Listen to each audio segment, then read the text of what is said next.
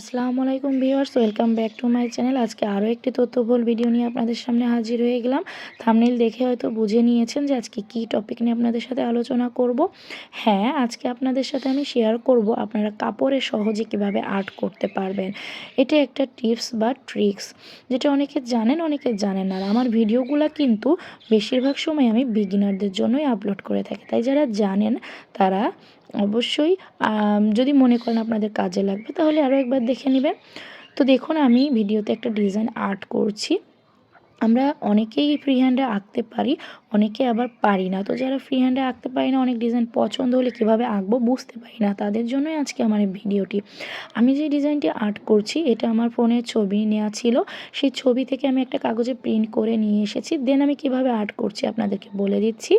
আমি যে কাপড়টাতে আর্ট করব সেই কাপড়টা নিচে বিছিয়ে নিয়েছি। সেই কাপড়ের উপরে আমি একটা কার্বন পেপার দিয়েছি, আর সেই কার্বন পেপারের উপরে আমি আমার প্রিন্ট করা কাগজটা দিয়েছি।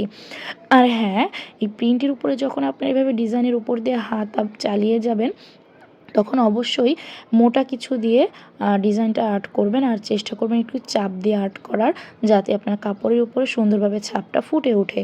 যেমন দেখুন, আমি পেন্সিল দিয়ে দিচ্ছি। পেন্সিলের মাথাটা কিন্তু আমি কেটে শুরু করে নিয়ে মাথাটা মোটা রেখেছি, যাতে আমি ভালোভাবে প্রেসার দিলে ছাপটা নিচে ভালোভাবে ফুটে ওঠে। আর হ্যাঁ, কার্বন পেপার কিন্তু দুই রকম হয়, সাদা আর কালো। আমি এখানে কালো কার্বন পেপার ব্যবহার করছি, যেহেতু আমি লাল কালারের কাপড়ে ছাপ দিচ্ছি তাই কালোটা ব্যবহার করছি। আপনারা যদি কখনো এমন হয় যে কালো কাপড়ের উপরে ছাপ দিবেন, সেক্ষেত্রে আপনারা অবশ্যই সাদা কার্বন পেপার ব্যবহার করবেন। যে কোনো লাইব্রেরিতে আপনারা কার্বন পেপার কিনতে পাবেন। এটা কার্বন পেপার বললেই তারা চিনতে পারবে। সাদা বা কালো যেটা আপনার প্রয়োজন সেই মোতাবেক আপনি কিনে নেবেন, আর দাম কিন্তু আহামরি বেশিও না। আর এটা কিন্তু খুবই সহজ করা, যারা ফ্রি হ্যান্ডে আঁকতে পারে না তাদের জন্য খুবই ভালো হবে। আর এ পর্যায়ে বলে রাখি, যারা এখনও আমার চ্যানেলটি সাবস্ক্রাইব করেনি, সাবস্ক্রাইব করে আমার পাশে থাকবেন। আর আমার ভিডিওটি যদি ভালো লাগে লাইক কমেন্ট শেয়ার করে আমাকে সাপোর্ট করবেন। আর বেল আইকনটি অবশ্যই অন করে রাখবেন, তাহলে যখনই আমি কোনো নতুন ভিডিও দিব আপনাদের কাছে নোটিফিকেশন চলে যাবে। আর আমার ভিডিওগুলো সবসময় আমি বিগিনারদের জন্যই আপলোড করে থাকি।